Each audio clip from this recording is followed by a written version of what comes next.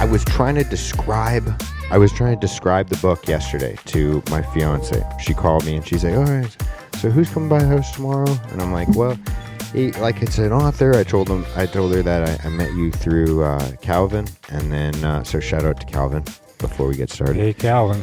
But Good guy right there. one of the best, man. Mm-hmm. And so I'm trying to describe you and your book, and I'm like, I really like this. He seems like and Calvin, I think, is one of those other guys as well, where it's like, I think that if you were to ask us, like, if you were to put a question of like life values, you're like, hey, do you think this? Yeah. I think if you were to put like maybe the three of us and make us fill out that test, I think we'd align on most things. Absolutely. And so when I'm reading this book, I'm like, this guy seems like kind of a smarter, kind of like more well thought out version of me. That's what I was trying to explain to her. I'm like, that's like the long and short of it, you know, like the yada yada yada version. I'm like, he's really cool. I'm running through this book, and everything I'm reading, it's kind of, I was trying to describe the format too, how I was like, it's kind of like, and this is my interpretation, it's almost like you kind of like figured out like these are the main pillars in life, and then just almost I could envision, and I could be wrong, this is kind of what I was envisioning, is like having like 15, 20 years worth of journals, and then like hand-picked each passage of like, this is when I thought about this is when I thought about this, and then you kind of like hand select paragraphs from each and just plug it into like, this is relevant to, for example, like attentiveness, mindfulness. This is relevant to integrity. This is relevant to, that's the way I kind of pictured it all coming about. But that's how I kind of explained it to her. I'm like, it's kind of like a manual. It's difficult. But in a journal entry form. Yeah. That's kind of how it seems. People have asked me, what's your book about? And can you put it a little bit closer? Sorry to be like, yeah. That's perfect. And I've tried to explain, even in one sentence, what the book is about. It's very difficult because there's a lot of impactful information in that book. But it's geared around waking up, pretty much. It's been a long haul. I've done 45 years or more of research and study and practice. I test everything to make sure it's viable. A lot of people talk about things, but they have nothing to back it up. It's just something someone else said, or it's an experience someone else had. But yeah, it's been a good run. And it took me 5 years to rewrite it. And I wasn't happy with the first writing because the editors and publishers at that time dropped the ball on me. And so I let it go and just shelved it for 5 years. And after 5 years, I decided to read the book, my old book. Right. Because I wanted to rewrite it and re-edit it. And I looked at the whole project and went, man, there's a lot of stuff missing here. There's a lot of unfinished explanations, and so I decided I would dive right in there and take my time and take one paragraph, one sentence at a time. Jordan Peterson once said that when you're editing your book, not only should you take one paragraph and take time in making sure it's written properly and you saying exactly what you want to say, but you do this with every sentence that you plug in. And I took that seriously, and I said, I'm going to do the exact same thing, because Jordan Peterson's one of the most incredible minds we have here in the country, in Canada. I don't agree with everything he says. It'd be ridiculous if I did, but he does say a lot of things I do agree with. And it's hard to track him sometimes because he's so I think intellectual, Yeah. But he was one of the people that like kind of got me into reading in the first place. Actually. Awesome. I told you, I'm 30. I started reading at like 25. Wow. That's like kind of my experience with it, right? Yeah. And ever since then, I'm just like consuming. And 12 Rules for Life, I got as an audiobook. It was just too dense for me at the time. Right. And I was like, I've never read a book this big. I can't Oh. start with that. Like, that's too much. Yeah. And so it's another one of those books where it's just like you pick up on like one or two things and you're like, wow, this significantly improved my life. I can't believe I just like little things like that, Absolutely. you know, like little tiny things. And it is it is funny you said like I don't agree with him on everything, but that's exactly what I would say if someone said, "What do you think of Jordan Peterson?" I'd be like, "I don't agree with him on everything, but he did have this huge impact." Yeah. Isn't it weird that we have to preface that? Mhm. Yeah. I don't agree with him on everything, but Yeah, that's right. it's like, Well, find a human you do. I don't think I know any human that I agree on everything. Yeah, It's what makes us so unique. yeah. And we all have different experiences, and we all interpret things according to our own belief. But everything is perspective, Yeah. But I've been reading since I was 17. I think it was around 15 years old that I started to look at my life and go, okay, where the hell am I going? Mm-hmm. What is this God thing? I was born, raised Catholic. Oh, yeah. When I was 15, I decided I didn't like Catholicism whatsoever, and so I decided to try a Baptist church, and that lasted 3 months. When they began to tell me that crystals and stones and things like that are of the devil's work, and I said, what are you talking about, devil? So I disagreed because I was into energy work. I was starting to get introduced to a lot of things like astrology and crystals, herbs, magic. I studied everything. 17 is when I picked up my first book. Wow. And I've never stopped since. I've read everything. If you could see some of the books I've read, you'd go, how the hell did you do that? Yeah, I probably would. I've read all the holy books, every one of them that I could get my hands on.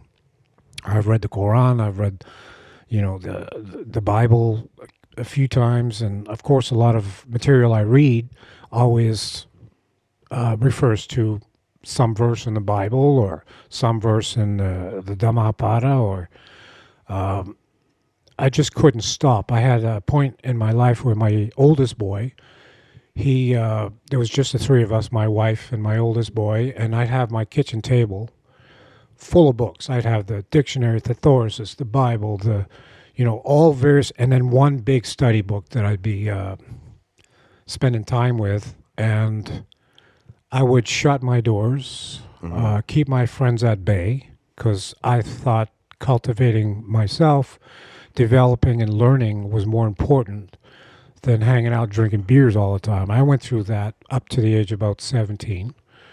A little more as time passed, but delved into the partying a little bit in my 20s.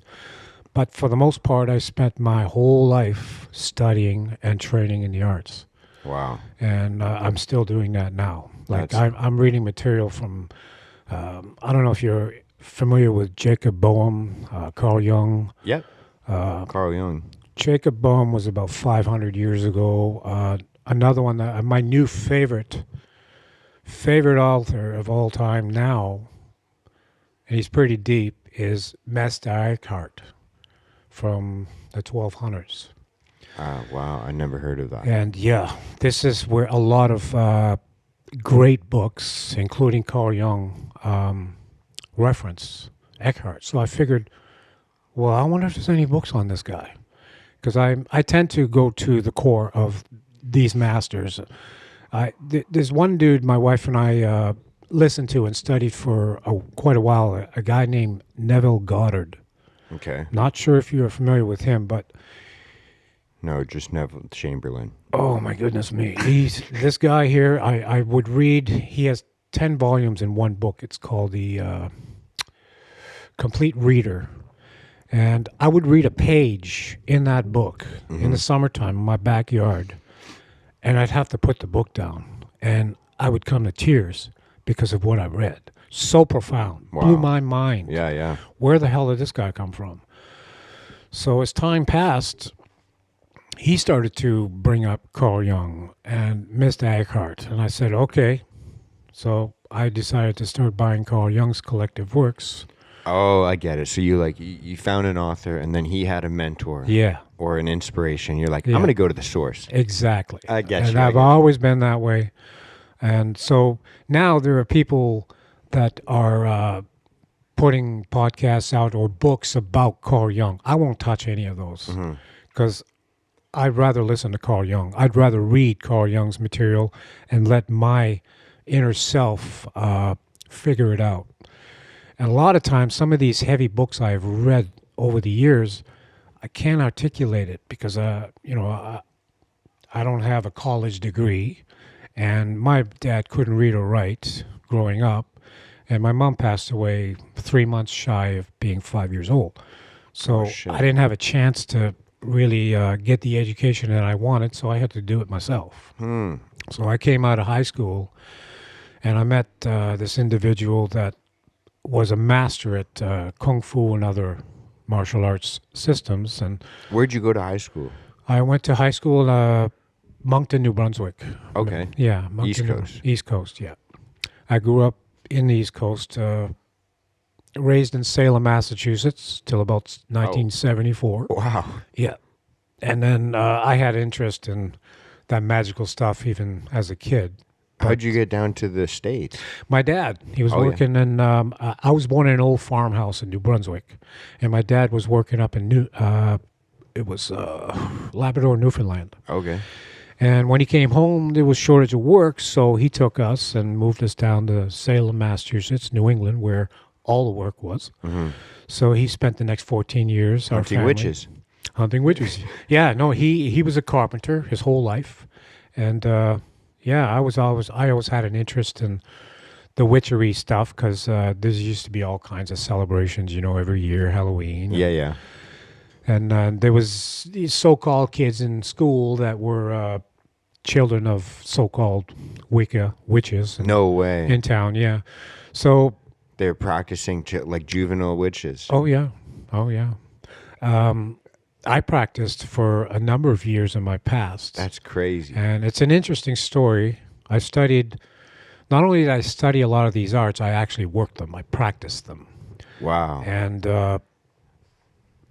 as time passed, and I kept studying, kept meditating. I've been a meditator since 1976.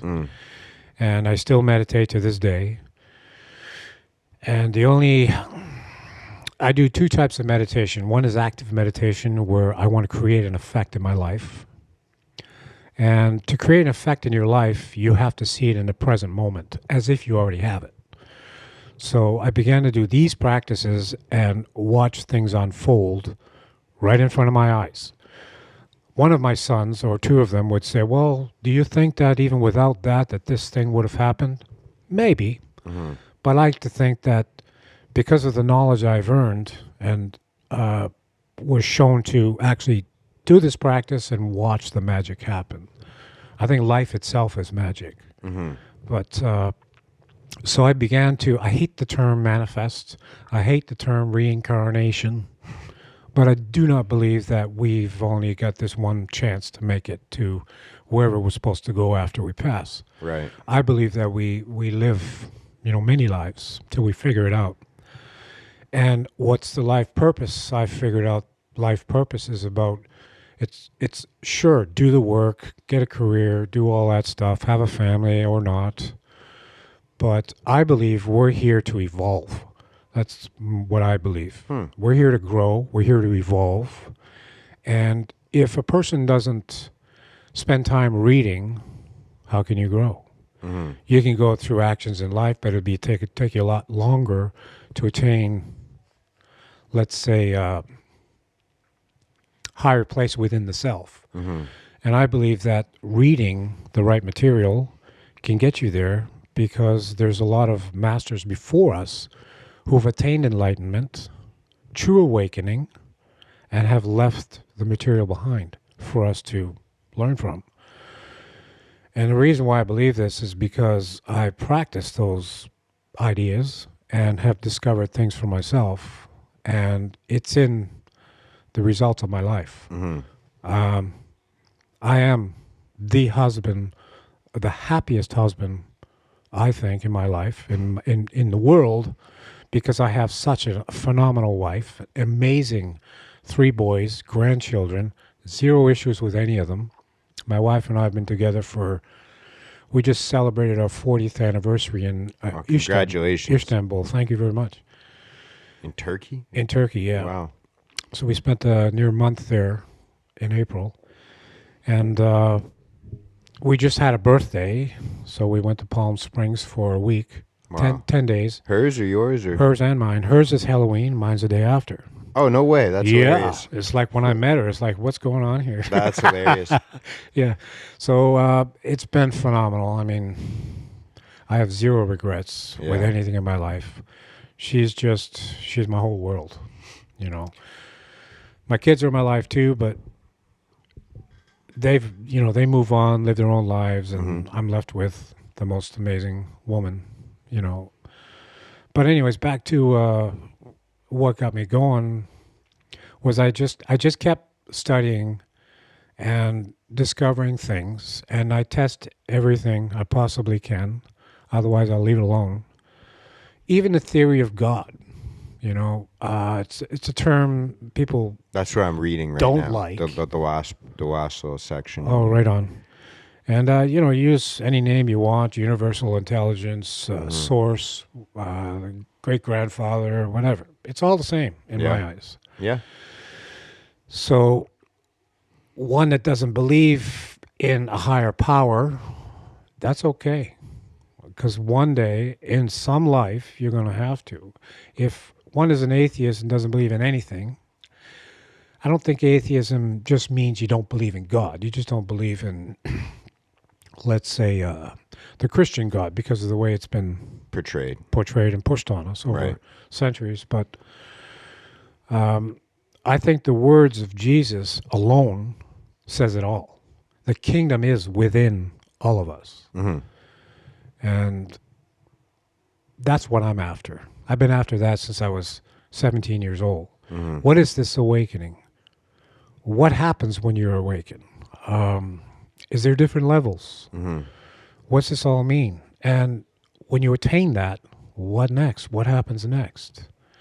So I'm constantly hungry to not figure these things out, just go with the flow and just let it all happen. And so back to Meister Eckhart.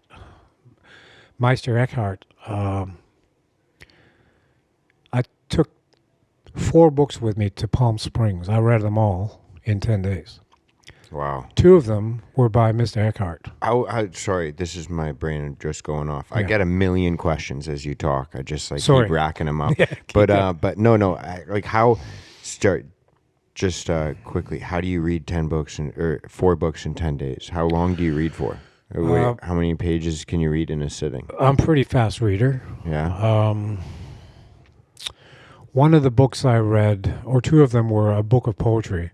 Okay. I read a book by Rami that was all poetry. Because I've been working on yours for over 10 days. So wow. Yeah, my book's a big read. Well, I'm a slow reader too. I read like 15 pages a day, 20 pages a day. Yeah, I read on average 50 pages a day. Okay. Every day. Yeah. And you're probably faster at it too, because I think 20 pages takes me probably like 40 minutes. Right. I'm a pretty slow reader, but I don't know. Well, when I'm home and my wife goes out shopping or doing whatever she wants to do, I hit the books right away. I say, here's my time where I can get quiet time. You don't strike me as a big screen guy. What do you mean? Like you spend a lot of time looking at screens. You don't really strike me as that kind of guy. No, that's a waste of time. It's a waste of energy. I'd rather live my life than watch someone else's. Yeah. But I do once in a while. I'll check in and check my people that I love and follow and see what they're up to, and then I just get off quick. you know. Throw mine away there really quick. Yeah. No, I live with purpose. Yeah. You know, and I want to share everything I've learned, whether it's accepted or not. Doesn't matter to me. I just put it out. That's why I put this book out. I found it was important. It is my path to be. Something did happen to me when I was 20, and that's the reason why I'm so passionate about seeking knowledge. Not anymore, but I have all the knowledge I could ever learn for 10 lifetimes. Easy, no problem at all. Reason why I read so much today is because I want to keep my brain sharp. You know, I'm 65 years old now, and I don't want to get dementia or some brain disease of some kind. That's my biggest thing. So both my parents are type 2 diabetic. Oh, wow. And I don't know if you ever looked into or heard about the like connection between Alzheimer's and diabetes. Yes. And they call it like type 3 diabetes. Right. Because sugar just rots the brain. Or I'm not sure what the science is. I'm a carpenter, whatever. But Yeah. I just, that fear in my head, especially because I do have, I've been able to kick a lot of addictions in my life. But one of the ones that I cannot, I literally, I shouldn't say that. One of the ones that gives me, I'd say, the most friction in my life is like baked goods and food, dude. Like I could eat bread, baked goods, buns, muffins, cookies, anything like that. Especially coming up to the holiday season. I told my fiance like 2-3 weeks ago, I had a dream that I made an agreement with myself to not eat baked goods until like the next year. 'Cause I'm like, this new year, like, every single holiday, I do the same thing everyone always talks about, where you gain like 15 pounds in 15 days. Right. And you're like, dude, I don't like that. Like in every other aspect of my life, I can show discipline, but not this. What the fuck? Yeah, I'm an extremely disciplined person, but I have the same problem with sugar. Yeah, it's Just- literally crack. yeah, I love sweets, and I gotta find one of these days. I gotta find a way to. I'm reducing as much as I can. My dad, I look at him, at 91 years old. He's just passed, and that guy had cookies, cake, and pie his whole life. Yeah, some guys are savages. And yeah, they're just built different. And he was a savage. So I look at that and say, well. But it's like the guys that some guys can just smoke into their 90s, and you're True. like, what the fuck? True. Yeah. Like Can't some do it. guys are just savages. They Yeah. just are built differently. Yeah. Genetics, I think. Yeah, it could be. It honestly could be, because it's the same thing with drinking. There's some people that can handle it completely fine. I'm not one of those people. I don't. No. And it's never been like. I genuinely do think it might be part genetic. I don't know why, but it's one of those things where it. And when I say it doesn't mix well, it's not like an addiction thing. Obviously, there's that aspect to it, but I mean, like, it just doesn't make me feel good. And I notice, like, maybe other people, I go to a party and other people are like, they drink. It's just social lubrication. They have 3 or 4. They feel good. They're happy. They can handle it. Like, my dad is one of those guys where, like, he has like a beer a week kind of thing, just like with dinner here and there, if it's like an occasion. He's not a drinker, like. Yeah, same. For me, if I drink, I just get sad. It doesn't make me happy. Yeah. So I've always kind of thought, like, maybe I'm just wired differently. Maybe it's just the way I am. Well, it does alter the brain, and it does burn a few cells. I noticed that if I have a hard drink, I can't have 2, because then I become obnoxious and Oh yeah, I'm the same. mouthy. and I'm it's already like- obnoxious and mouthy. Yeah. So when I have one drink, I can sense, by the time I finish that drink, I can sense that, fuck, I'll say anything right now. So, Yeah. Like, This I don't drink's like. starting to taste like Yeah. everyone needs to know my Yeah, opinions. exactly. So I try and stay away from that. I don't like how alcohol makes me feel. It doesn't serve me in any positive way whatsoever. Yeah. So I'm the exact same. Like, it's not even like a thing about. I know that there's a lot of people that kind of like to use that as a cudgel of like guilt and shame, and think like, oh, I'm better because I don't drink. I'm just genuinely saying it. I don't enjoy it. I don't. It doesn't mix well with me. It makes me sad and depressed. Like best, like if not, then angry. Like Yeah. that's kind of how it. It never really has made me like proud of myself. No. Or feel good. Yeah. There's other people that can be rock stars on it. Like God bless them. I know a few people like that. It's not for me. Like I don't it's know how just, to do it. and I have my own vices. I have my own issues. Like I'm a pothead. I do. There's a lot of things in my life where it's like, yeah, I maybe use this as a crutch, or I maybe use this as a vice, and that's one of the things. Again, going back to I think the way that like Christianity is weaponized is because it's through man. It's been like used as a cudgel, the same way of guilt and shame. That's what confession is in the Catholic. I'm pretty. I struggle to call myself a Christian for some of these reasons, but I'd say like I'm conspiratorially brained. My mind is always going to conspiracies, and I think that confession was like invented as a way of controlling people. Absolutely. And I think that that's what guilt and shame are. And I think that if you actually genuinely read the Bible and try to understand that the accuser is the devil. Like that's what when you're having like that accusatory guilt, shame, whether you're accusing others or yourself, that shame and guilt and accusation and all of those things are tools of the devil. Or you can whatever words you want to use, the evil malevolence in this world or whatever. Like and I think that you can like again the Bible says you can tell the tree by its fruits, right? By the fruit that it bears. Mm-hmm. And so like when you see people using guilt and shame and accusation and all of these things as weapons, you're like, oh, I know who uses those. Yeah. I know exactly who uses those. Like, my creator wouldn't motivate me like that. No. He motivates with love.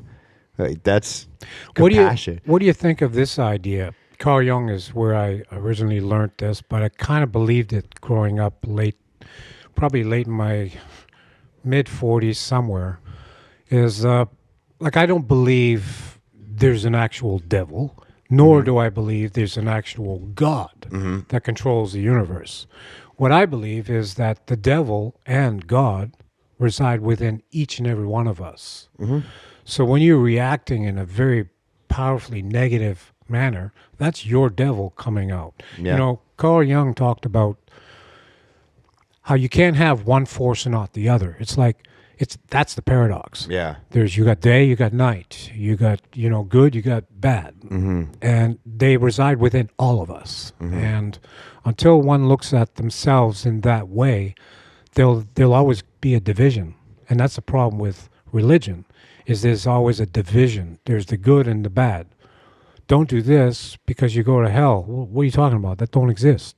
Hell is within your own consciousness. So is heaven, in my eyes. And I know this because I feel it. I know what heaven feels like. I know what hell feels like. I've been to both places within the self. So I think when one comes to term with that and realizes that both those energies are within us. Oh, yeah. Which do you draw from now, from this day forward? We're still going to get angry. We're still going to get emotional. We're still going to get very happy. Things are going to trigger us. But that's okay. That's life. Yeah. No, I genuinely like envision in my head like the cartoonish devil and God, like angel on my shoulders all the time. Yeah. That's why I said that, like the idea of like, oh, I've heard this before, like the guilt and shame and the accusation. I go, oh, that's your voice over here. Right. Or like whatever side it is. I go, yo, that's not me, dude. That's not. I don't want to be that person. No. I don't want to use guilt and shame to try and motivate people to do certain things. Like, how about motivate them with happiness, love, compassion? Like it's like nothing better. Yeah, exactly. And I agree with that. That's the quote that he has. The line between good and evil resides in the center of every self. man. Yeah. I agree with that. I think that a lot of these things, it's is the word allegory? Is that what I'm trying to think of? It's kind of a nice maybe metaphor is a better word for it. But whether you envision it, I think within yourself or just outside yourself on your shoulders, I think part of it. I think part of the value in that kind of exercise is understanding that it's not you. Right. You like, because if you look back at like the mistakes you've made, the holes you put in walls, or whatever, whether it's better or worse, whatever. I always think of those things. I think back to times in my lives where I regret it. I hurt somebody physically or emotionally, like whatever it is. And I feel that kind of guilt and that kind of shame. And then I have to start to think that's not who you are. You have the capacity to do that, but human beings have the capacity to do so much worse and so much better. True. And so it's really like you're not like the idea you're not your past. It sounds corny, it sounds cheesy, but that's kind of what I'm trying to get at. Is like this separation between our behaviors and who we are. Like I don't know how to really finish that kind of idea of like that, just how we label ourselves that way. Yeah, we are not our thoughts. There's something deeper within us that I think we should be after. We're not, our ego is the big problem. Ego's always getting in the way. It has to have its way. And that's what I like about meditation is you can release and let go of the ego and just be. And that's the whole concept, is just be. I was telling my wife, we need to stop living outside of ourselves, meaning if you witness someone doing something, don't judge them for it. They're living their path. They're living their style here and now. That's their issue, their karma, not yours. So stay away from that. Stay within the self and don't judge it. Just look at it as, yeah, we are one. And I'm going through what I'm going through. This person's going through what they're going through, but that's none of my concern. If someone asks me for my help, I'm there. Heartbeat, no problem. But if I see something going on, and if someone needs help, of course, I'm going to show up and try and help that person, even if they don't ask, because obviously that's part of our human nature. Some kind of shy away from that and don't want to get involved.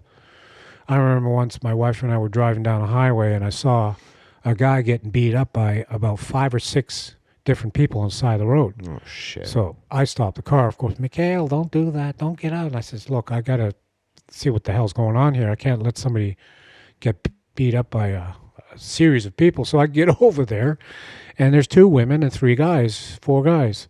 And they looked at me and said, hey, stay out of this. This is family. It's none of your business. And I looked at them and I said, okay. So I walked away. I didn't want to get shot or some foolish thing. So I took that, okay, I guess that's their karma, and I'll just leave that alone. And hopefully that person didn't get hurt too bad. But we need to stay within our own self and evolve from there. And the more we step outside of self and have opinions about what people are doing, the news, politics, etc., you lose yourself. Yeah. You're not there anymore. I've done it, man. Yeah, you're being influenced by, and we all have, including myself, but I try and do less and less of that. And the more time I spend at home where I feel secure, I can do my work, not be interrupted. I have very few really close friends, very few. I have tons of acquaintances, tons of people that I do care for, but not in the same way as those that I know have integrity, have love and compassion within their hearts, and they show it. We can't pick our family, but we certainly can pick our friends. Yeah. Sometimes siblings aren't the greatest experience, and sometimes they are. But I feel that the more we set an example for others by our own actions, in our own words, I think we could have a a good effect out there. Mm-hmm. And whatever you believe in, you're right. If you believe the devil's control in your life, well, giddy up. I believe I believe you're right. Yeah. So, but it's not for me, Yeah. Yeah. because I know what makes me function. I've been paying attention to who I am for a very long time now. Still got a shitload of work to do over time. But I don't drink, but I do like my weed, Yeah. and I always have. I find that helps me focus, gets me motivated. If I become chronic, which I have in the past, then I become a little lethargic, lazy, don't want to do much. And so I figured out a way where it works for me Yeah. when I do. I never study high. I did that in the past, and I couldn't retain anything. Mm. I never write high, ever, especially when I'm writing. But if I'm reading a simple book, I don't read You never novels. tried writing, or you just don't like it? I just don't, because Okay. if I write high, I'll lose track of my Thought process. totally, and I'll lose the flow. I get you. So I try and keep that clean for when I write. I don't read novels. I've probably read 6 novels in my entire life. Oh, really? I'm a nonfiction reader. Hmm. I find novels just kind of help you escape from the stress of this world, which I'm not interested in. I'd rather meditate to do that and refocus. And it's instantaneous, the shift that I can make within myself, because I have this understanding of how energy works, and how our conscious mind and subconscious mind work. So, but I like to constantly learn, and I find that novels don't teach me much, whereas I don't care much for self-help, that term either, but I like nonfiction because there's something to learn. Yeah. And some people, I know a lot of people that they got loads of books of fictional books of all kinds on their shelves. You come to my house and you'll be lucky if you find a novel. I've got over 1,000 books, and they're all nonfiction. Yeah. Yeah. I've read, like I said, I've read many holy books just to get a comparison and to understand these cultures' mind, the way they think, the way they believe, and stuff. And I'm pure Taoist by nature. I believe, I'll probably get shit for this, but I don't really care. I believe that no way is way. Okay. Because if I'm a Christian, then I reject other systems. If I'm a Buddhist, I'll reject other systems. So it doesn't matter what religion you follow, usually you'll reject another system. Yeah. So I'm none of those. I can be a Buddhist for a time if I'm in that environment. I can be a Christian if I'm in that environment. But I believe that personally, for me, no way is way. Yeah. That way there, I can be part of any way. Yeah. And I have more freedom in that thought, in that feeling. Yeah, I saw a video the other day of it was like a Muslim guy and a Christian guy, and the Christian guy is like joking with him. He's like, "Hey, can I come into the mosque and pray with you?" And the guy's like, "Yeah, sure." And the guy's like, "Really? Like, I'm allowed to just like come in and pray with you, even though I'm not Muslim or whatever?" And the guy's like, "Yeah, he's coming in. And he's like, "Oh, really? Like, I can just come on in?" And the guy looks at him. He's like, "Really? Like, I can join your prayer? Like, I can come in with you guys and join your prayer, do your thing?" He goes, "Well, like, what are you gonna do? You're praying to your Creator, right?" And the guy goes, "Yeah." He goes, "Well, that's what we're doing. So, like, as long as you can be respectful, like, I don't see why not." Yeah. Like, I love that. like, it's just like, at the end of the day, we're all, it's just an agreement of, and I don't think it's like too like hard to wrap your head around. It's like, yeah, we're here and something made us. So like, we all have our own little like theories of like, oh, this person did this, or this person did this. Yeah. This guy's from this lineage and this guy's from this lineage. It's like, no, I think it's all just about loving each other, A, and B, just saying thanks. Yeah. That's really all it is. Like, there's not much else to it. It's funny, when I was in Turkey, it's mostly Muslim over there. I found It's a big Christian population out no, there. No? there are a lot of Muslims, but we went to the Hagia Sophia and the Blue Mosque, and they honor Jesus and Mary. Mm. It's all there. Right. But there's this chant that I hear a lot, and it's called Allah Akbar, and it means praise be to God. Doesn't matter what language you're speaking, but they all believe in the Creator. Mm-hmm. And I heard stories before my wife and I went there, like, don't go out at night. Women shouldn't be out at night, should never be alone. Don't be affectionate in public. My wife and I are madly affectionate, even today. So we That's heard. cool as hell, dude. I just want to say I like the way you talk about your family. Oh, thank you. I have an amazing family. I look up to that a lot. I love them I so hate when people much. trash their family. It Oh, sucks. no, I have a really good unit there. But what I found was everything I was told and my wife was told and what she read and what I read was all false. It was all lies. Yeah. So, Isn't it funny how that's always the truth, eh? yeah. Well, we get there and I see people being affectionate on the streets. And I've come to find out that a woman, a good-looking woman, could walk the streets at 2, 3 in the morning by herself Wow. and not be harassed. The men, when they greet each other, they touch each other's foreheads and they touch their hearts. Mm. You know, that's how I like to greet people when I see or hear something amazing. I'll touch my heart because that, you know, Yeah, I do that too. I feel that, you Yeah. know. So I found It's the funny people. how you do it with your non-dominant. Yeah. I just noticed that because I was like, I did that too.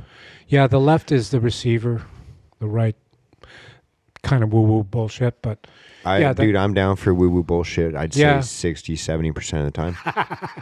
right on. Yeah. I mean, it's have just- to. I had to try to get into it. Yeah. Because my brain is very black and white and rigid, and that's Yeah. just how I've always been. Yeah. And so recently, well, not even recently. I think I went through kind of like a woo-woo stage, and then I stopped because it kind of was like cringe to me, and Yeah. then I came back to it being like, no, I think I was right. Right. Like I think. Yeah. I've gone through so many different stages in life, and I'm realizing more and more now. It's kind of all the same story. Yeah, it is. It is.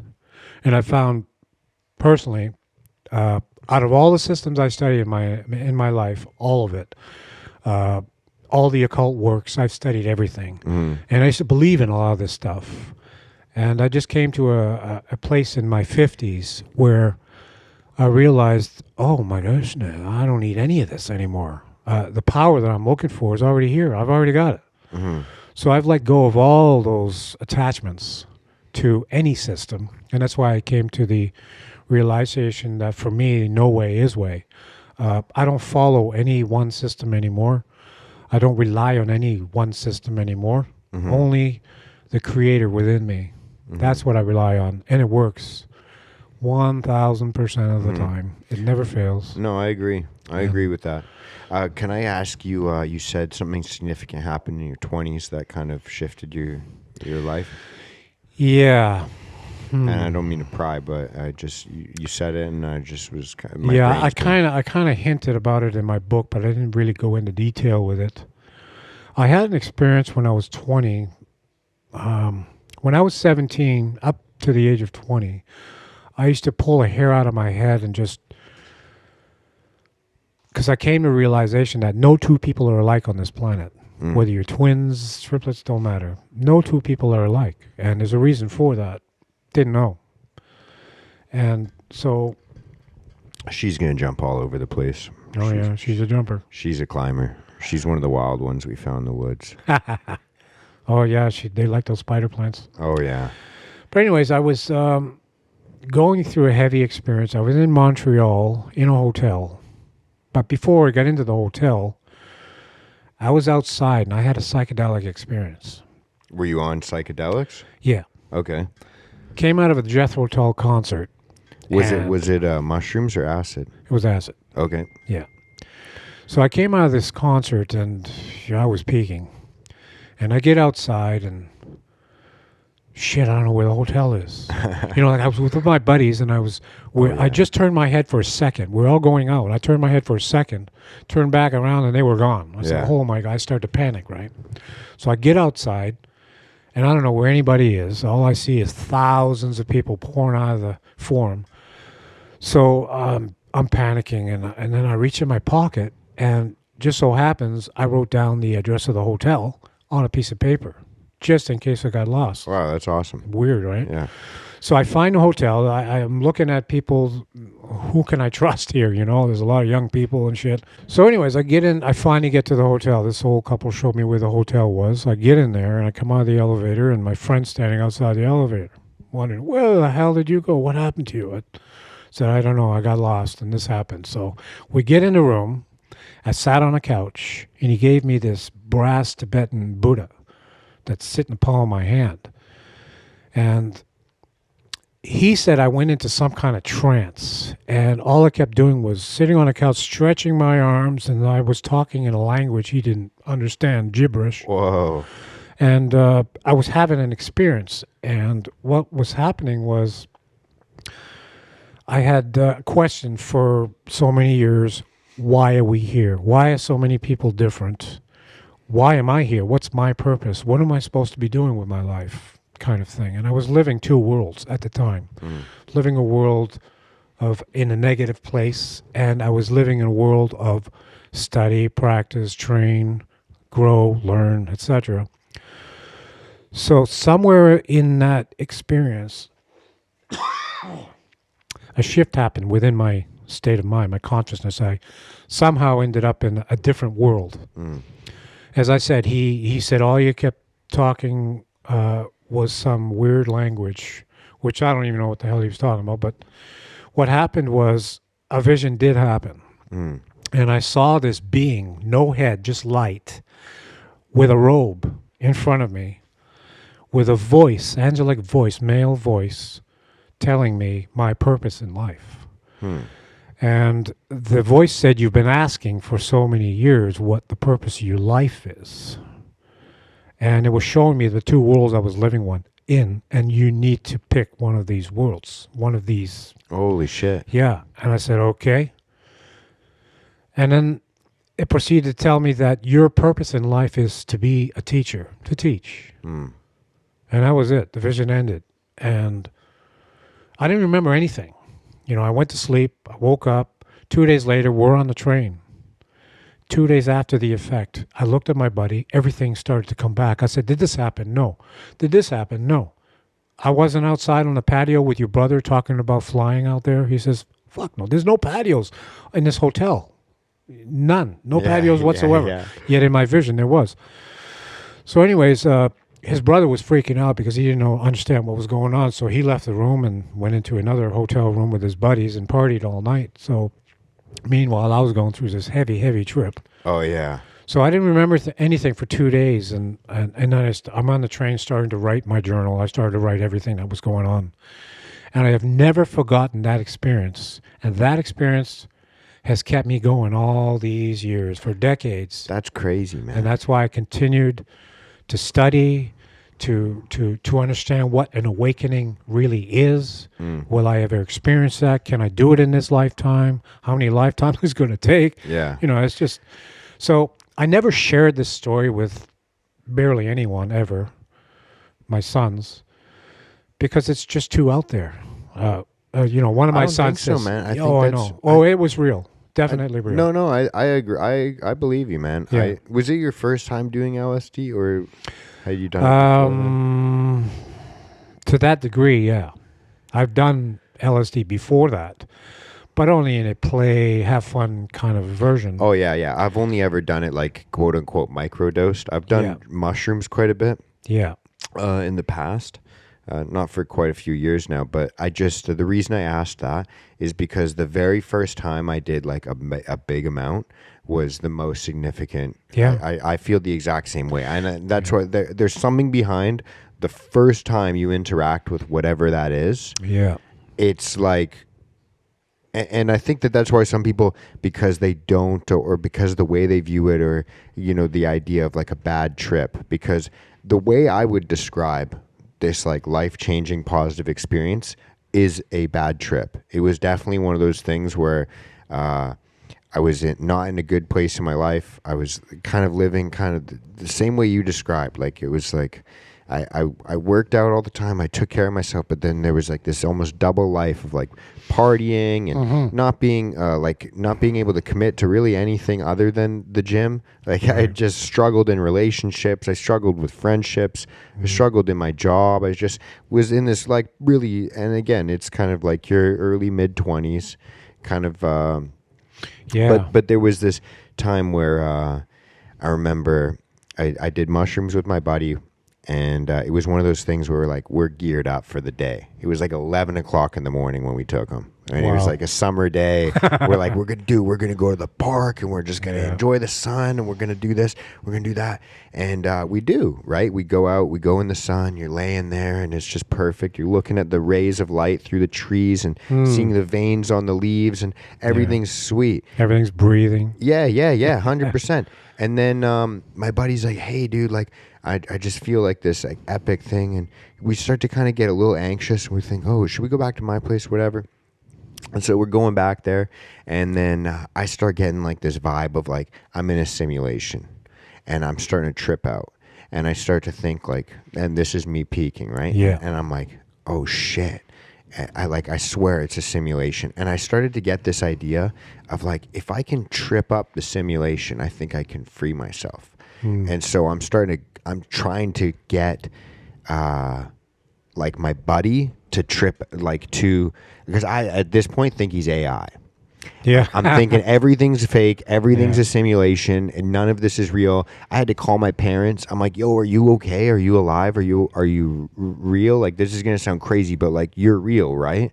And they're like, yeah, dude, is something wrong? And I'm like, sorry, I'm tripping on mushrooms, and I just had to confirm it. Like, I love you, bye. And then it's just like, and so I'm trying to get my buddy to basically glitch, which is probably the shittiest thing you can do to someone who's also on shrooms. Right. Because I'd be like, hey, dude, thanks for moving my furniture around. And he's like, I didn't. I'm like, you did. And I'm trying to get the AI to slip up because I think I can beat the system. Yeah. I'd be like, no, I'm smarter than this, right?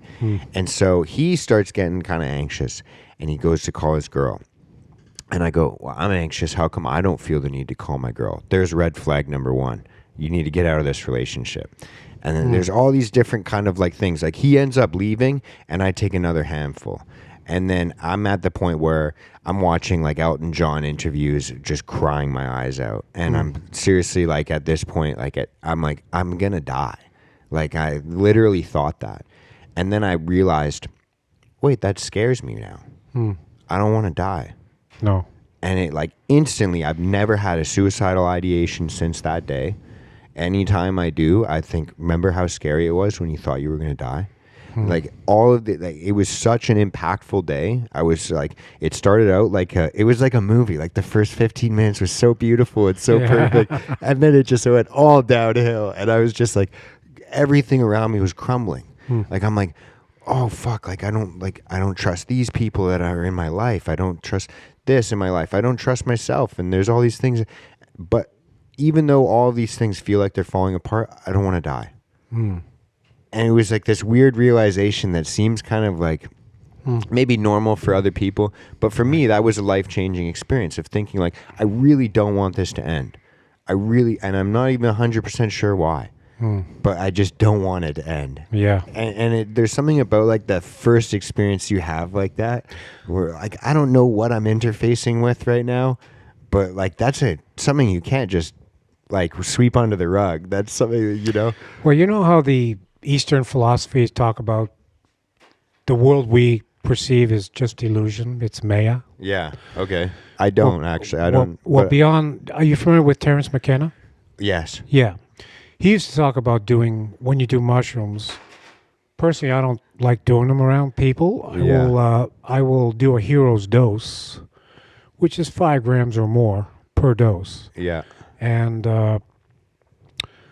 sit in a dark room with psychedelic music, and so I decided to do this years ago, and I had the most amazing visions because I kept saying, okay, I want more. I want to go higher. I want to go deeper. Take me higher. Take me way up.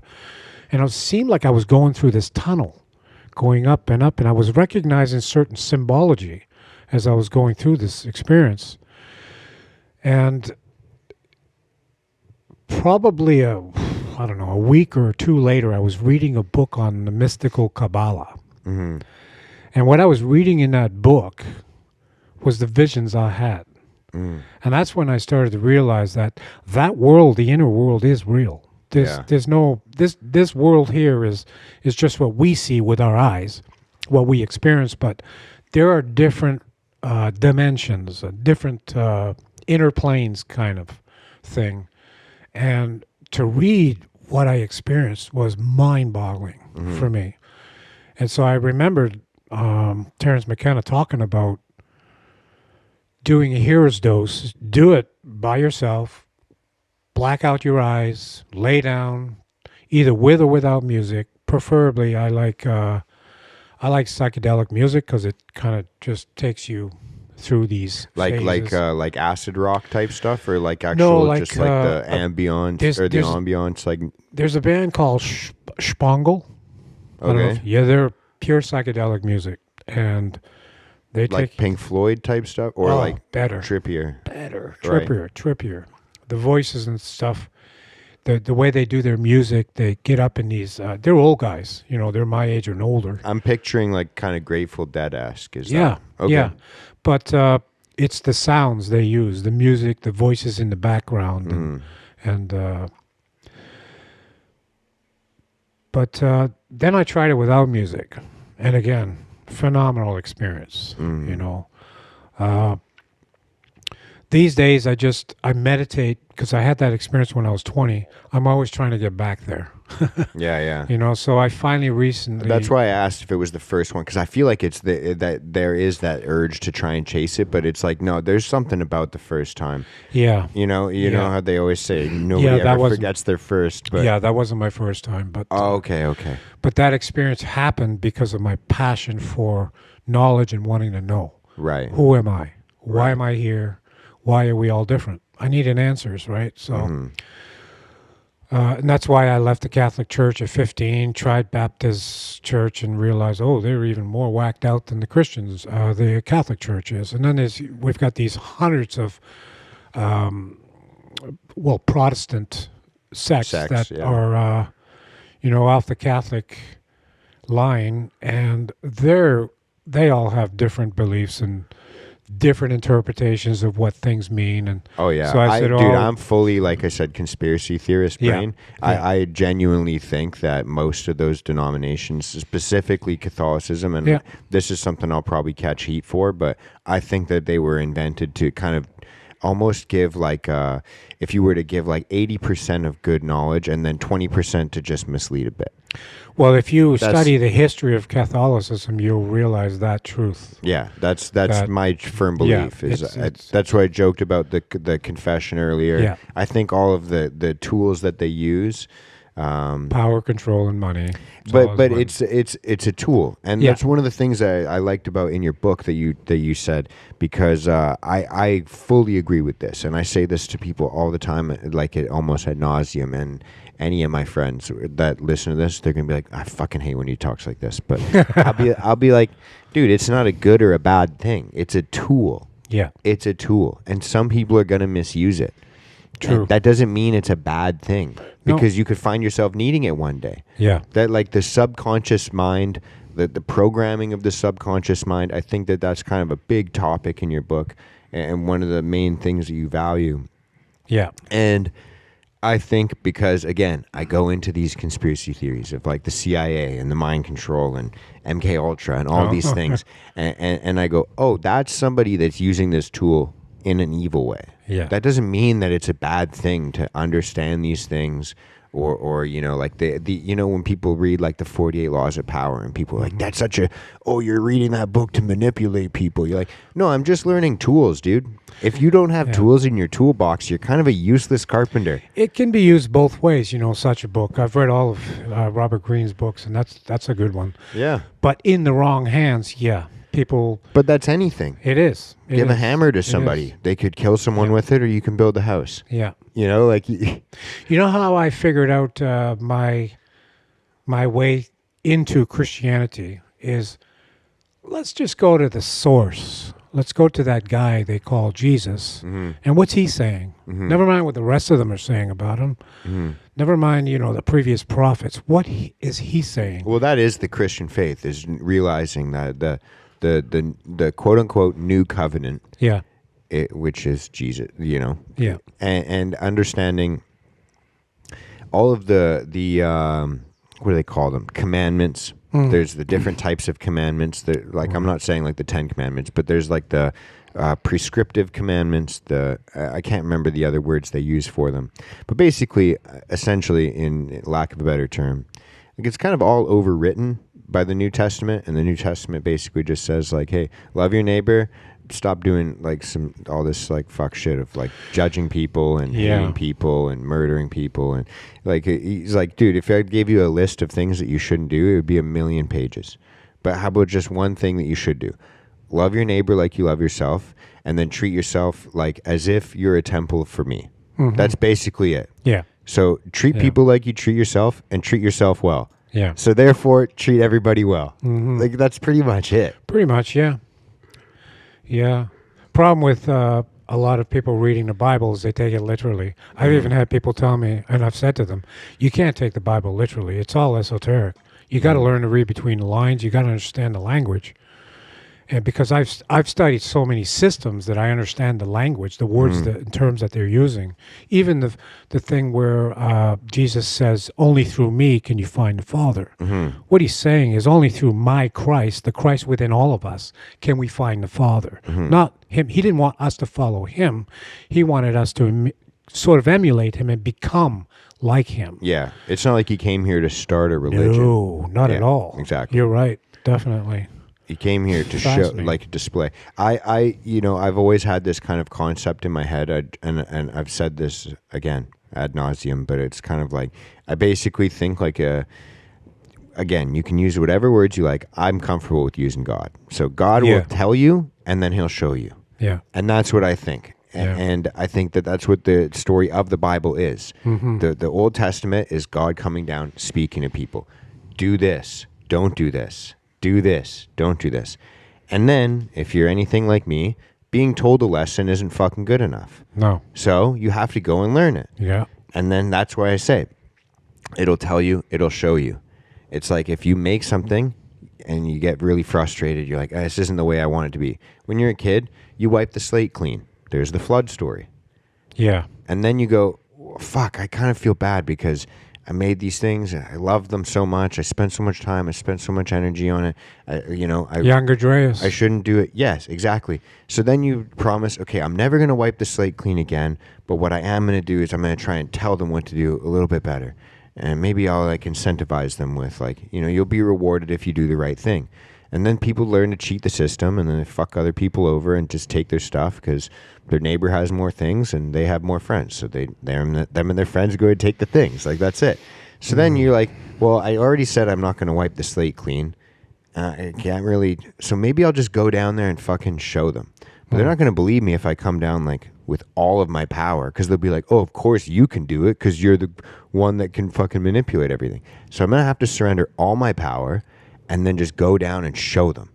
That's literally what I think the Bible is. That's what I think it is like the concept of like, oh, and that's also within us. Because like, how many times as a little kid, you're building something out of Lego or whatever, and something that goes wrong or you don't like it, and you're like, fuck it, I'm just going to break it, smash it. I did that with every single thing. Like, that's literally how I was. And then it wasn't until like, again, in the last recent few years where I'm like, maybe we should try and just like maybe not everything's disposable. Maybe there's something behind, like we should honor the work that came before and try and improve upon it as opposed to destroy everything. I think of karma all the time when I create an action in life with people, with myself. The creator's always listening. So whether you realize it or not, whether you believe that or not, just watch your life unfold. It's real simple. People complicate things because they're after things all the time. But if you really know your source and you really know how your mind works, there's nothing you can't attain. Within reason, of course. If I want a Ferrari or Lamborghini, I know that's a ridiculous thought to try and process and create because I don't have any means to get that, right? Mm-hmm. Sure, I could, hope to win the lottery, but that's just not how it works. Yeah, yeah. It's, we work, see, I keep, as much as I consciously can, keep the creator within myself all the time. Is this a good move for me to do this? What kind of effect is this going to make on that person or these people? I can see what's going to happen, so I won't go there. I won't do that. Mm-hmm.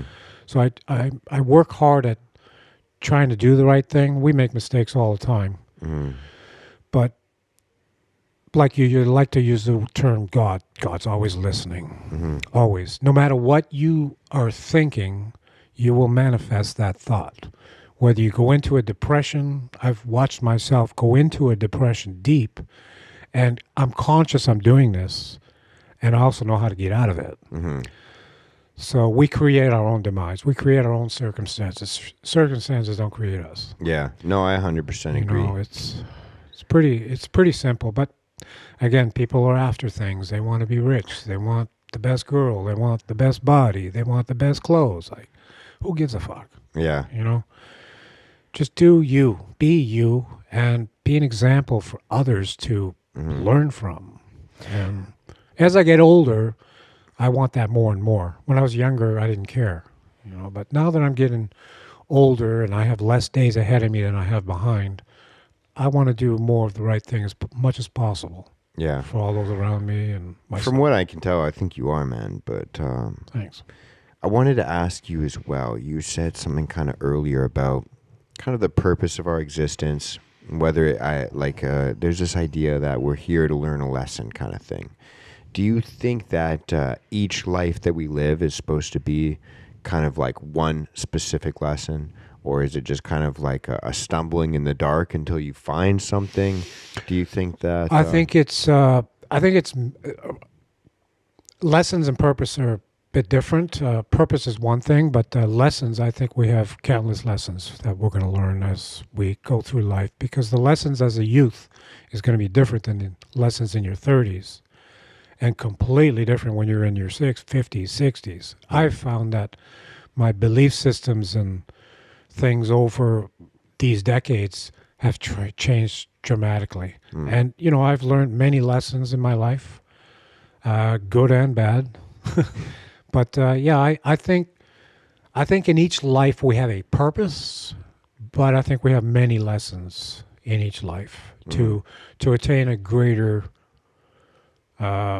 human existence, I guess. I see things as the code of the creator is in every living thing. So now when I look at a human and I say, well, we are one, though on a deeper level, not on this surface level. Obviously, we're different.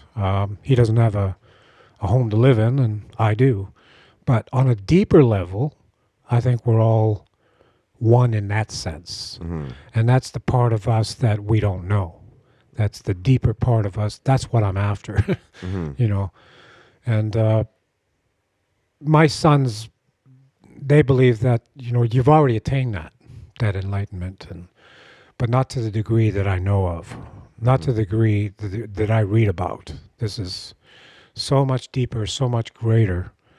And if I attain that in this lifetime, a true awakening, great. If I don't, I'm good with that too, because I know each minute, each day, each lifetime, I'm getting closer and closer, But I love helping people, I love walking away from painting as one of my trades. I love walking away from a job at the end of the day and see what, my sons have produced. Used to be me and my wife in the past, and then my sons wanted to learn the trade, so now they're doing it at a very expert level. And to see what a house looks like before and after is just so gratifying. It feels so good to see a client very happy with the results, and it's amazing watching people get something. When I used to teach the martial arts, I would never hold anything back. No secrets, I would say. There are no secrets. Anyone that tells you secrets is just holding shit. They don't want you to learn something so that you surpass them, kind of thing. But not me. I've always given everything out. All the secrets of the Chinese, all the things I learned in the past, I've shared with everybody I experience in teaching. And, I taught for over 30 years, 35 years in the arts, various systems. I have multiple certifications, and none of it means anything anymore. None of it. Because I don't want that. I want something else. Something greater that I know exists within all of us. My dad has trophies of mine, or did, in the past, and these jackets, all these acolytes I had when I was young. I said, just get rid of it. Take it to the dump or give it to a cousin. I don't know. I don't want that stuff anymore. I've got certificates packed up against a wall, like away from everything, and it doesn't matter to me anymore, It's nice, but it's not me anymore, So these different stories we go through as we age, you'll find. You're how old now? I'm 30. 30, yeah. See, you'll notice as you age that you'll be leaving things behind. This doesn't serve me anymore. The martial arts for me doesn't serve me anymore. I still practice Tai Chi and Qigong on my own for my own personal health. Yeah. But just the idea of training and hurting others just doesn't make any sense to me anymore. Martial arts is so much more than that, because the martial arts has pretty much guided me my whole life. Yeah. For even my work, my choices in life, things like that. It's been extremely beneficial. But the art of, and I have a pretty extensive system. I just get tired of it. I got bored. We humans get bored of things, and when it's time to go, can I leave everything behind? No problem. Yeah. I don't, even my ego, I want it all to go. Yeah, yeah. Don't need it, But it's a long road. Yeah. Healthy and good for you. Yeah, I love, I've always, it's funny you say that, because I've had so many different obsessions with sports that I played growing up. I remember I loved hockey, and then in high school I discovered rugby, and it was like my whole life. I only wanted to watch rugby. I just was reading all these European fucking blogs about rugby, because the rugby in North America wasn't even comparable. And then I discovered Australia, New Zealand, all these different super rugby and super 15s and all these. I started following local teams from across the world just because I was so obsessed with it. And then, I just I went through the same thing with bodybuilding. I became obsessed with bodybuilding and all these different bodybuilders, follow them all. And then, again, with jiu-jitsu in the last 5 or 6 years, or 4.5-ish years, 4 years, 5 years-ish. I'm not even 100% sure, to be honest, but it's become another thing where it's I'm obsessed with this. I cannot stop. Even when I'm not training, I'm thinking about it. I was forcing my fiance the other day to watch 9-year-old matches. I'm like, yo, check out this grappling match as we eat it. It's an incredibly... It's an amazing system. Yeah, it's just one of those. It's my body or my brain. I find something that wait a sec, I can get better at this. Wait, I can do this. This is kind of fun. And every other kind of thing I've gone through, it doesn't seem like the longevity's there. Right. Even though maybe there'll be a day where I can't do jiu-jitsu, but there's a lot of guys that are older than me that I train with all the time. Yeah. And at the end of the day, you kind of there's a. Kind of get to a point where and I'm sure you kind of experience this with your fitness as well. It's you kind of get to a point where you're we just need to maintain. I just need to make sure I can train tomorrow. One of the greatest things about jiu-jitsu, I think, is it is the real life physical ego killer, because if you don't admit defeat and tap, you will break your arm. I think that's one of the best martial arts So you for have that to, lesson. yeah, you have absolutely. to get to the There's point. sort of a science in grappling. I have a son that's a blue belt in jiu-jitsu, That's what I'm a blue belt. and he loves it too. It's there's just so many places you can go. I didn't spend enough time in grappling through my martial arts career because I started with boxing, into karate, and then It I went seems into to be a kung fork fu. in the road. It's Yeah, like if you want yeah. to strike or grapple. Yeah. And in 1992, when UFC came out, that was the beginning of the big craze. And I was already in my 30s, and I was so drawn to knife fighting and stick fighting, My hand-to-hand dad was the combat. exact same. He trained kung fu as well. Oh, Growing cool. up, Very cool. big kung fu, and then he did a bit of judo. Yeah. But he started doing Filipino like stick fight. I Yeah. can't remember what it's called. The Eskrima, Kali. okay, Yeah, I'm not sure. There's modern Anise. Anis, yes. Yeah, modern Anise. There's Kali, which is the original Filipino system. I love it. And Eskrima. Super fast. I mean, the extension of that stick creates speed in your hands as time passes. But yeah, we'd have probably a pretty good conversation, him and Oh I. yeah, yeah. He always wanted me. Like I said, Yeah. he always wanted me to do martial arts growing up. I always just wanted to play sports, Yeah. but I couldn't focus on the sport. I'd get too emotional. I'd get either elated and happy, and then I would lose focus, or I would get angry and I would just try and fight people. And I Yeah. wasn't even a good fighter. I just didn't know how to handle my emotions well. I couldn't focus on the sport. I can relate to the loss of emotions for sure. Jeez. Passionate soul, Yeah, it's- yeah. It's but as I get older, it's getting better and better and a little easier, and we can allow ourselves to get angry on occasion if it makes a shift and gets things done. Yeah, and channel it properly. Yeah. That's the other thing too. That's Like right. I used to use that kind of like I'm sorry I got so mad. It's blah blah blah blah blah. Like Yeah. we kind of use that as like not an excuse or a way out, but almost like a justification, I guess. Like I think that it's one of those things where when you learn to actually like channel it and be like, okay, what am I actually upset about? And like, is this actually going to make me like help me navigate into a better place, or am I digging myself a deeper hole? Because that's where my head was at for Yeah. It's always good 80% of the time. Yeah, it's always good to make amends, fix the problem, the stress you've created. Yeah, if I've hurt anyone out there, really sorry. But most times in fact, all times, if something I've created has harmed or hurt someone emotionally, I'll correct that. I'll see that and fix it. If I'm not forgiven, well then that will be on them. But it's always good to make amends with people that you've pissed off, or Yeah, yeah. we tend to do that as Lord knows I've Left, got a no long kidding. list. Yeah, I hear you. Yeah.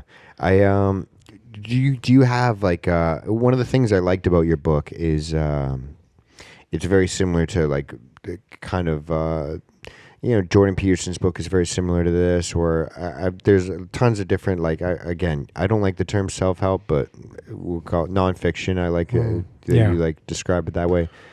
I like when books like yours, I can kind of flip to different chapters and just be like, this is what I'm interested in right now. Like the God one I actually read first because Yeah. I just was like, oh, that interests me. I'm going to check out what he thinks about this. Cool. And so I like that it's kind of written that way, like you don't have to read it chronologically. True. And if you had to recommend for maybe a younger version of yourself, or for someone that just grabbed this book, like if there's a section that you like the most, or a thing that you think is the most impactful.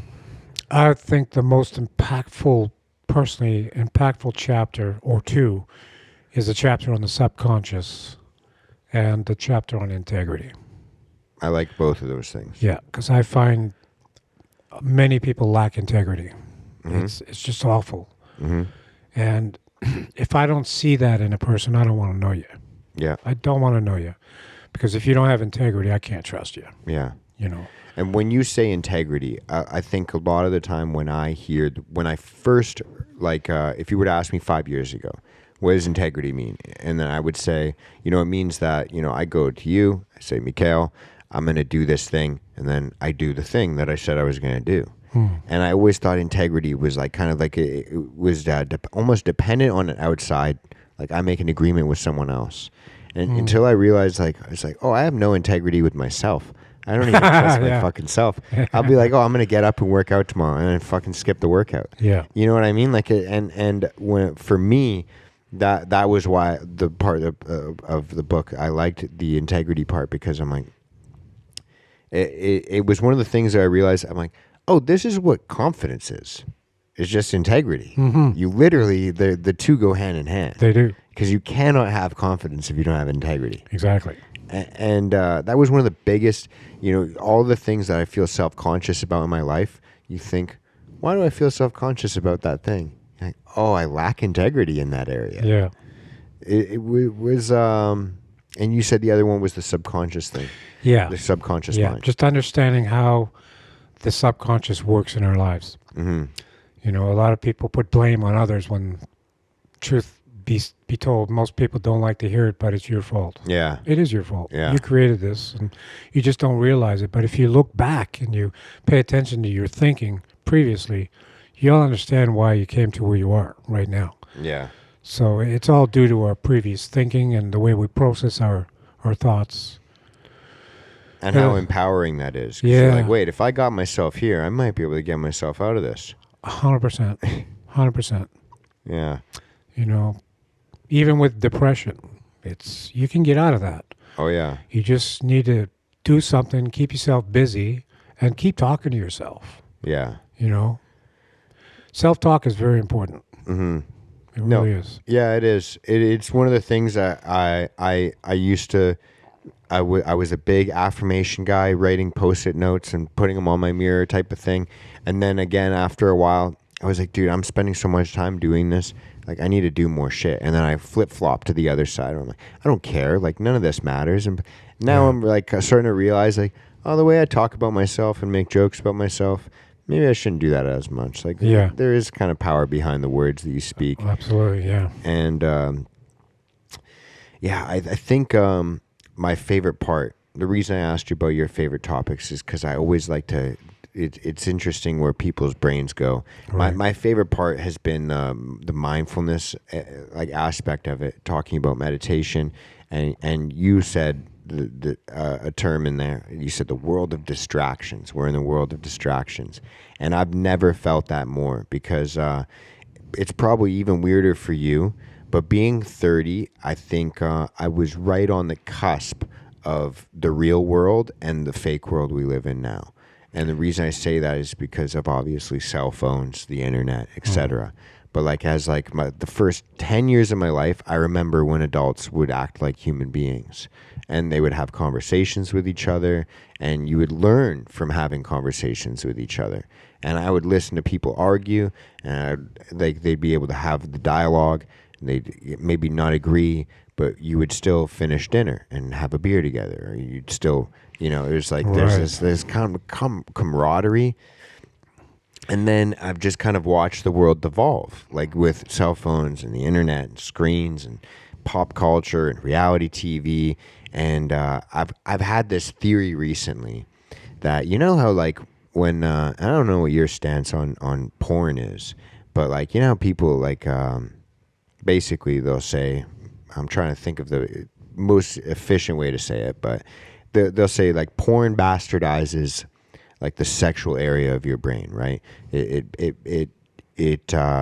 misconstrues what making love is, or what sex is supposed to be, or they'll say that message. And I'm not bringing that up to see your stance on that or your views on it. I'm saying it in the sense that that's what I believe. Reality TV and watching, like you said, I'd rather live my life than watch someone else live theirs. I think that's what these, we go on, and there's different flavors for everybody. Whether you like, The Ultimate Fighter because you love UFC, so you watch the reality show of these fighters going through their life and da-da-da-da-da. Or you watch sports and you watch these athletes compete, or you watch reality TV and you watch people, there's this idea, the same way that I think porn maybe bastardizes the concept of making love and sex. I think that watching other people interact, especially in these like ways where in reality shows or vlogs or Instagram, it's like hyperbolic, everything's like exaggerated, everything's meant to be viral, it's meant to play off of these like dopamine systems we all have. All of that. And it normalizes, it normalizes just like screaming at someone, yelling at someone, being violent. It normalizes all of these different things. And it's not to say like, oh, you play the Call of Duty game and you go and shoot up a school. But like it does almost desensitize you to this like, oh, like we're supposed to just be arguing to win arguments and try and become like, oh, if I can say the thing that sounds cool and sounds good, like we're not actually trying to understand each other. Like you had the part about listening and like how you like, no, you should be listening to understand another person. You shouldn't be trying to win this argument, win a debate.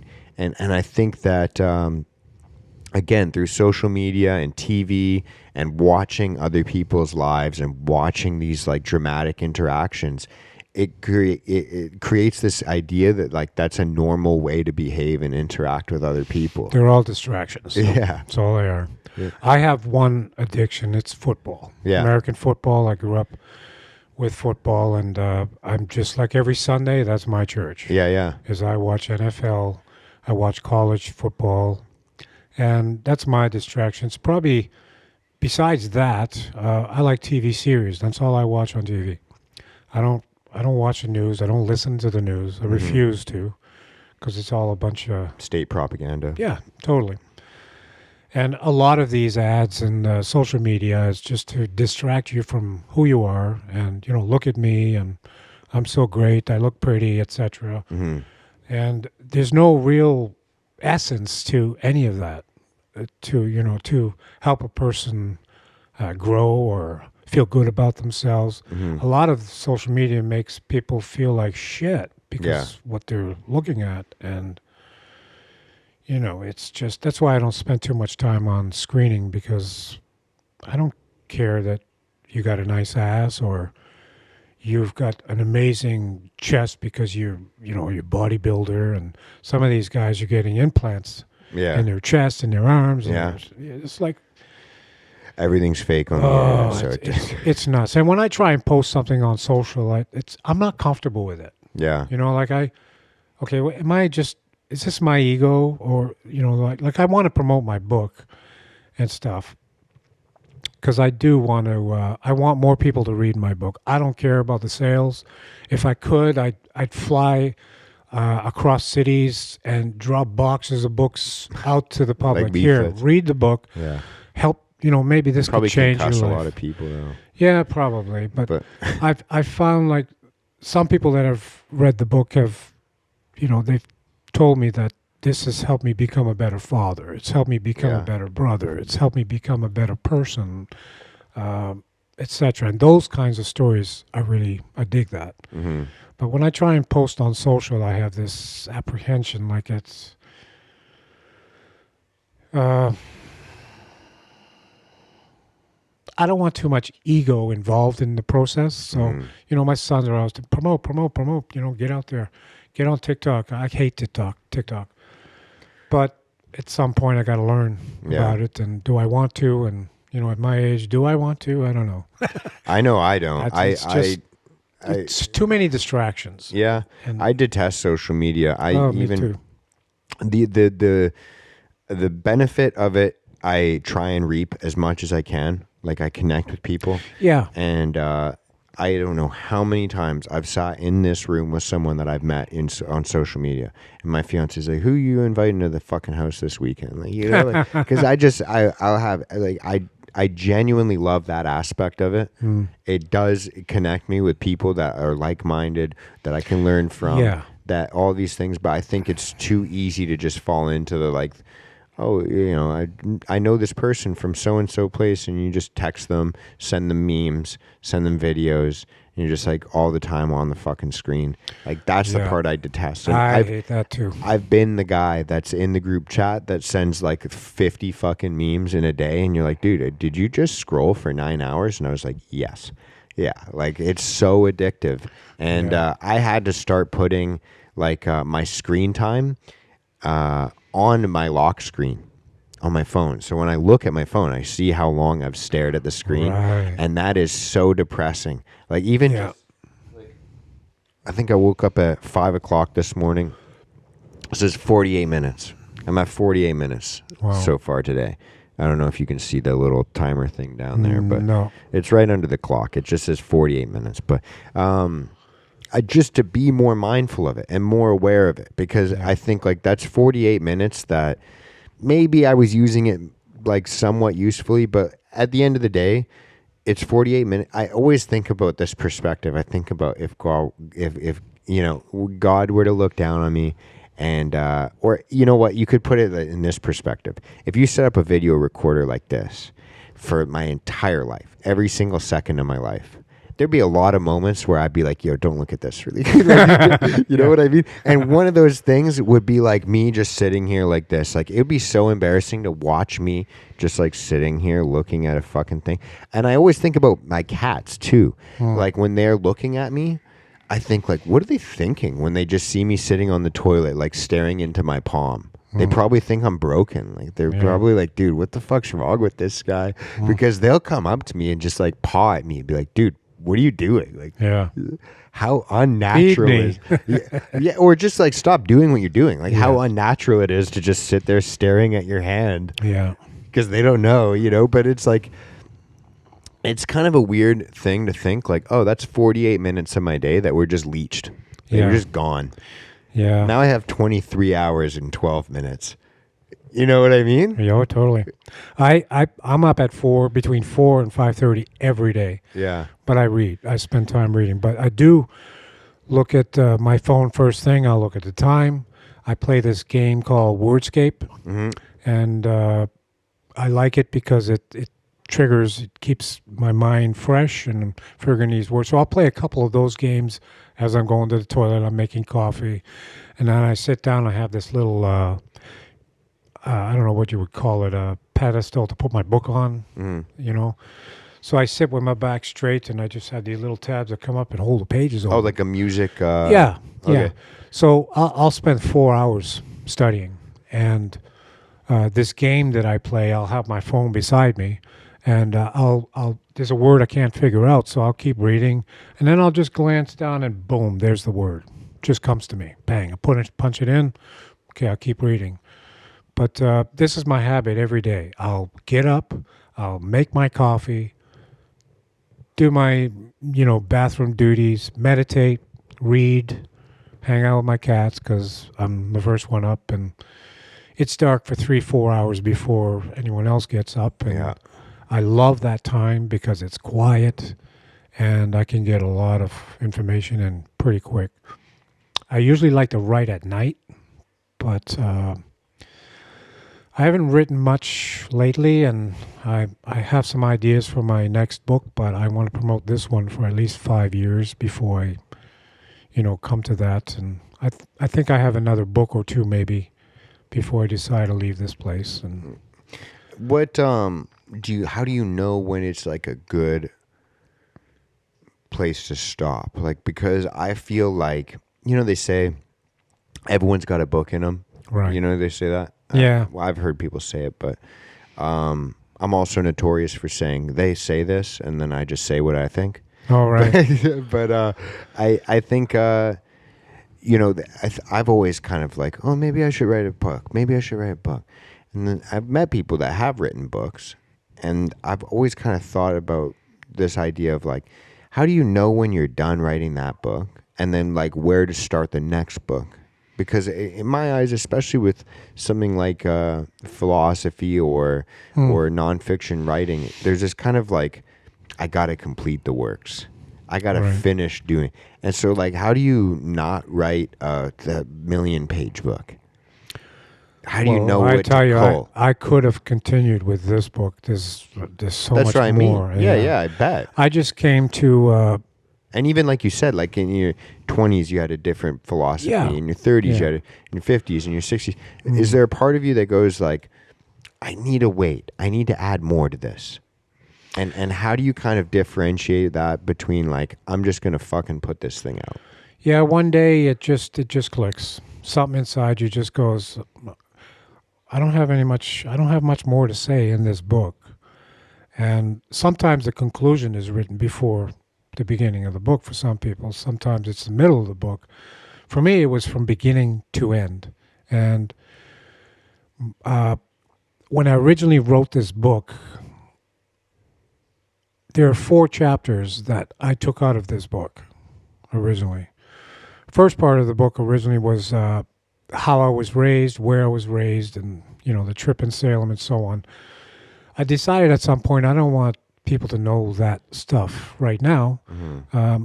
I want to write about how can I help you. How I've spent so many years learning these things, testing these things, and I figured I'd write this book and see how I can help another person. Originally, I wrote it for my kids. I wrote it so that my kids would have something from me that I could just leave behind.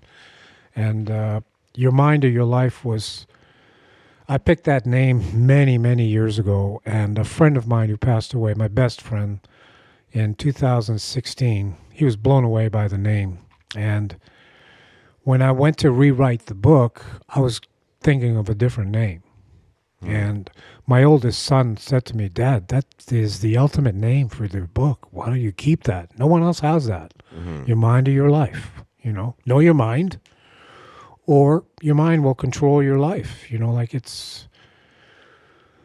I don't believe in accidents. Mm-hmm.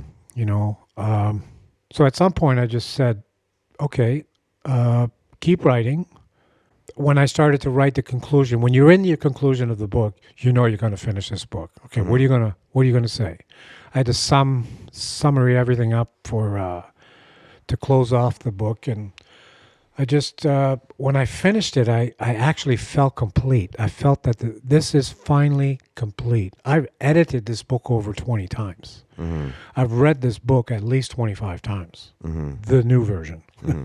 So I was always updating and correcting and rewriting and reframing, and it was a joy, a lot of work. I mean, writing a book people think is easy. It's not that easy. I don't think it would be easy It's very, at all. very difficult, and the time that is involved, like thousands of hours. My wife, I'm very lucky I have such a special person in my life because she gave me all the space.